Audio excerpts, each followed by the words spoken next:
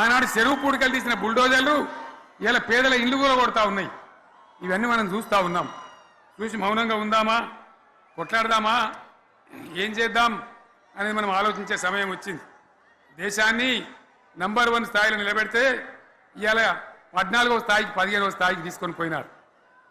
నా కళ్ళ ముందన్న గిట్ల జరుగుతుంది, ఇంత మాయల్యమే అవుతుంది, ఇంత మోసం చేస్తారని నేను కూడా అనుకోలే.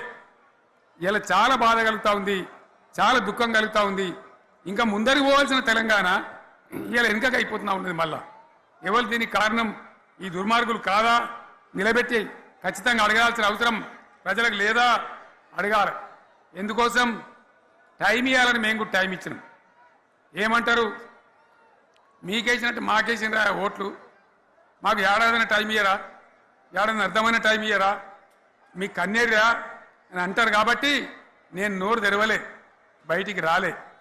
కృష్ణా జలాల మీద గడబడి జరిగితే ఒక్కసారి అక్కడ నాయకులు తీరికపోతే నల్లగొండలో పోయి ఒక గర్జన చేసి వచ్చినా కానీ నేను ఎక్కడ బయటికి రాలే, మాట్లాడలే. కానీ ఏడాది అర్థం అయిపోయింది, ఇంకేం పాడైంది? పువ్వు పుట్టంగానే పరిమళిస్తుంది అన్నట్టు ప్రభుత్వం కథ తెలియదా? ఇంకేమున్నా వీళ్ళకి టైం ఎక్కడిది? వీళ్ళు ఏం చేస్తారు? చివరి 6 నెలలు అయితే ఎలక్షన్ అయినాయి. వీనికి ఉన్న టైమే 2.5 ఏళ్ళు.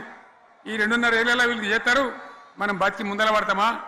అందుకోసం ప్రజానీకం, మేధావులు, తెలంగాణ ప్రజలు దయచేసి అందరూ ఆలోచన చేయాలి.